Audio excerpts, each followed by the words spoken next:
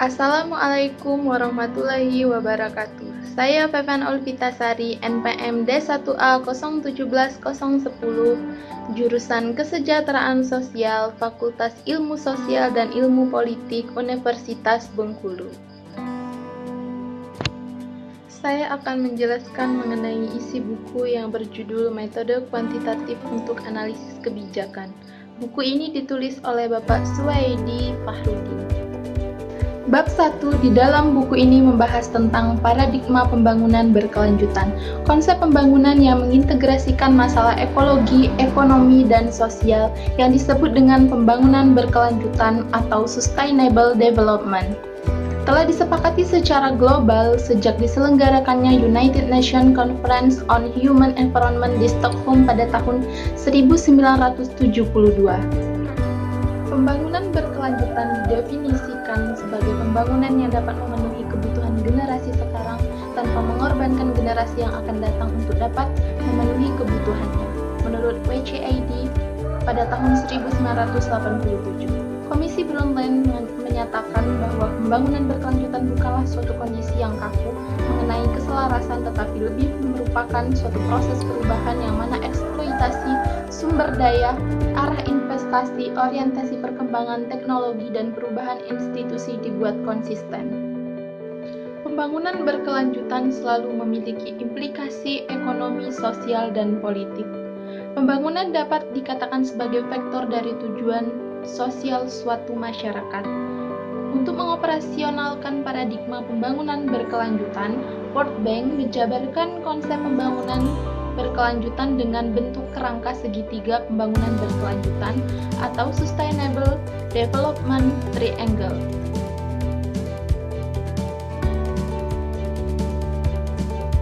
Selanjutnya, konsepsi pengembangan wilayah.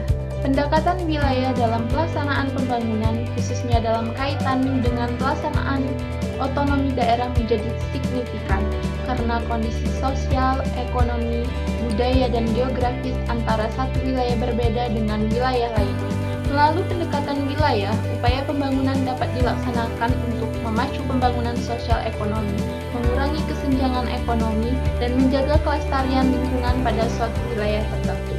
Pembangunan wilayah berbeda dengan pembangunan nasional yang dilaksanakan secara merata dan menyeluruh secara nasional, bukan pendisagregasian dari pembangunan nasional karena memiliki peranan dan tujuan yang berbeda dalam Budi Harsono 2011. Berbeda pula dengan pendekatan pembangunan sektoral yang hanya bertujuan untuk mengembangkan dan menyelesaikan satu permasalahan pada sektor tertentu tanpa memerhatikan kaitannya dengan sektor yang lain. Selanjutnya, pentingnya pendekatan partisipatif. Partisipasi dapat didefinisikan sebagai bentuk keterlibatan dan keikutsertaan masyarakat secara aktif dan sukarela, baik karena alasan-alasan dari dalam dirinya maupun dari luar dirinya, dalam keseluruhan proses kegiatan yang bersangkutan. Partisipasi berdasarkan tingkat keterlibatan masyarakat dibagi menjadi 4 tahap sebagai berikut. 1. Mobilisasi. Partisipasi tahap ini dicirikan oleh adanya penggunaan teknologi luar tanpa diminta pendapat dari masyarakat dan masyarakat dikerahkan untuk melaksanakannya. Mobilisasi dikritik karena dianggap bukan menyertakan masyarakat melainkan mengerahkan masyarakat. Yang kedua, pengenalan partisipasi. Tahap partisipasi jenis ini memiliki ciri adanya penggunaan teknologi luar yang tanpa diminta pendapat dari masyarakat. 3. Pemberdayaan masyarakat. Tahap ini memiliki ciri adanya teknologi tepat guna dari luar yang diperkenalkan dan masyarakat didorong atau diberikan motivasi untuk meningkatkan kemampuannya. 4. Kemitraan. Ciri-ciri pokok partisipasi dalam tahapan ini antara lain teknologi lokal digunakan, teknologi tepat guna dari luar diperkenalkan, dan masyarakat sudah mampu memiliki teknologi yang paling cocok untuk dirinya sendiri. Tahap ini bisa disebut sebagai bentuk partisipasi yang paling ideal, orang luar menjadi mitra sejajar dengan masyarakat atau orang dalam. Selanjutnya, sistem pendukung keputusan. Menurut Manet, pada tahun 1976, sistem adalah suatu perangkat komponen yang paling berhubungan dan berkaitan yang diorganisir untuk mencapai satu tujuan atau suatu perangkat tujuan. 3 pola pikir dasar yang menjadi penanganan dalam pendekatan sistem yaitu 1. Sibernetik, yaitu orientasi pada tujuan. Tujuan ini diperoleh melalui analisis kebutuhan atau needs atau interest assessment. 2. Holistik, yaitu cara pandang yang utuh, menyeluruh terhadap totalitas sistem. Dan 3. Efektif, di mana pentingnya hasil guna yang operasional serta dapat dilaksanakan, bukan sekedar pendalaman secara teoritis. Pembahasan selanjutnya yaitu analisis kebijakan. Definisi kebijakan, pengertian kebijakan merujuk pada 3 hal, yakni sudut pandang atau point of view, rangkaian tindakan atau series of action, dan peraturan atau regulation. Ketiga hal tersebut menjadi pedoman bagi para pengambil keputusan untuk menjalankan sebuah kebijakan. Pembahasan selanjutnya yaitu pendekatan partisipatif. Pendekatan partisipatif atau partisipatori sudah cukup lama populer dan mengalami perkembangan pesat dalam kurun waktu 20 tahun terakhir. Perkembangan itu dipengaruhi oleh berbagai pendekatan yang lebih mementingkan partisipasi atau keterlibatan masyarakat, penelitian aksi, dan pendidikan orang dewasa dengan tujuan memberdayakan masyarakat marginal. Partisipasi dapat didefinisikan sebagai bentuk keterlibatan keikutsertaan masyarakat secara aktif dan sukarela, baik karena alasan-alasan dari dalam dirinya maupun dari luar dirinya dalam keseluruhan proses kegiatan yang bersangkutan. Selanjutnya, analisis stakeholder. Pengertian stakeholder menurut Freeman pada tahun 1984 mendefinisikan stakeholder sebagai kelompok atau individu yang dapat memengaruhi dan dipengaruhi oleh suatu pencapaian tujuan tertentu.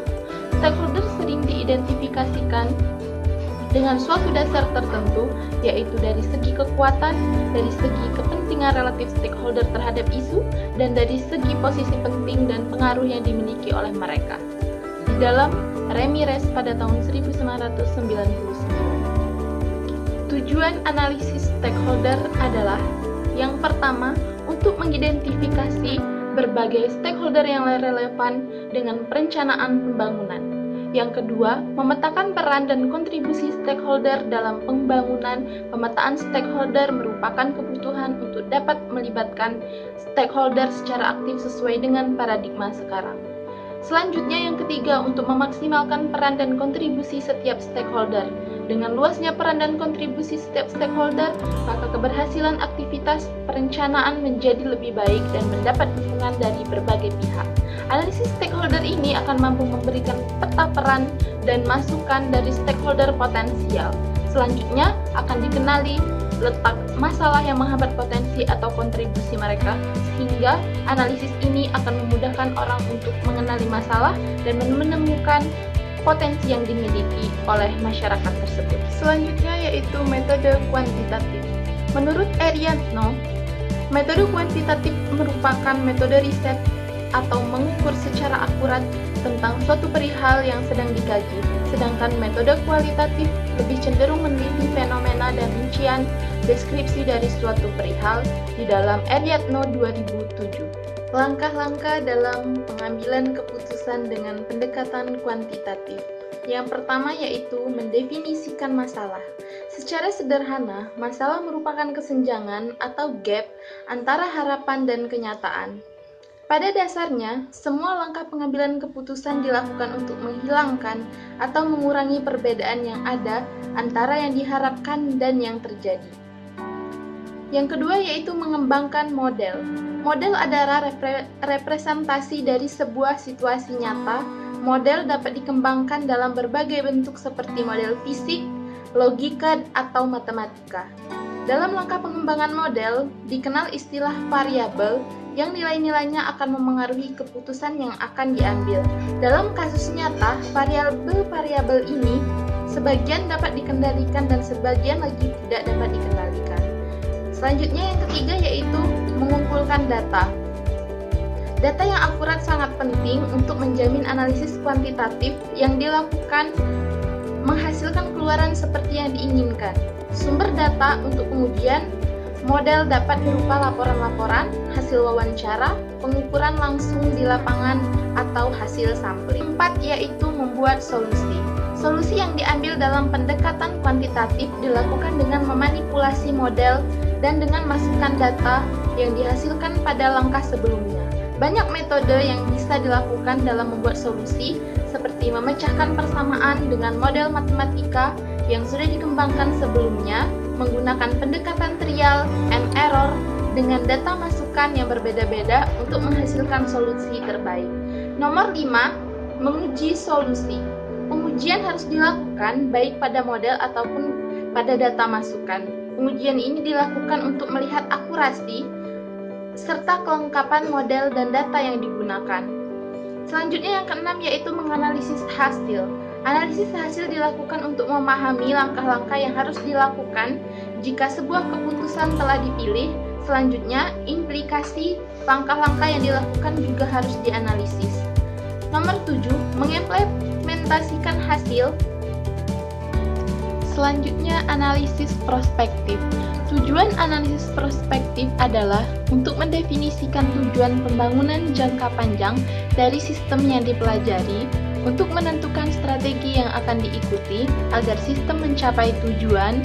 Strategi berupa rangkaian keputusan yang penting untuk mencapai tujuan dan dugaan untuk memperkirakan interaksi yang mungkin sebagai akibat dari setiap keputusan. Dan untuk menerjemahkan strategi ke dalam perencanaan, tujuan umum, dan strategi yang muncul dari analisis prospektif yang berguna untuk menentukan prioritas dalam proses perencanaan. Trier 2003. Selanjutnya yaitu analisis SWOT dan AHP. AHP adalah salah satu analisis dalam pengambilan keputusan untuk menentukan kebijakan yang diambil dengan menetapkan prioritas dan membuat keputusan yang paling baik ketika aspek kualitatif dan kuantitatif dibutuhkan untuk dipertimbangkan. AHP merupakan sebuah pendekatan pengambilan keputusan yang didesain untuk membantu menyelesaikan permasalahan dengan kriteria sangat kompleks yang diprioritaskan pada kriteria yang paling dominan. Menurut Satih 1993, penyelesaian persoalan menggunakan AHP dilakukan dengan beberapa prinsip dasar, yaitu dekomposisi, menentukan prioritas, dan konsistensi logis. AWOT atau AWOT adalah teknis analisis yang merupakan gabungan antara AHP dan SWOT, Strength, Weakness, Opportunity, dan Threat. Penetapan prioritas dalam AWOT dilakukan dengan menangkap secara rasional persepsi orang, kemudian mengonversi faktor-faktor yang tidak terukur atau intangible ke dalam aturan yang biasa sehingga dapat dibandingkan.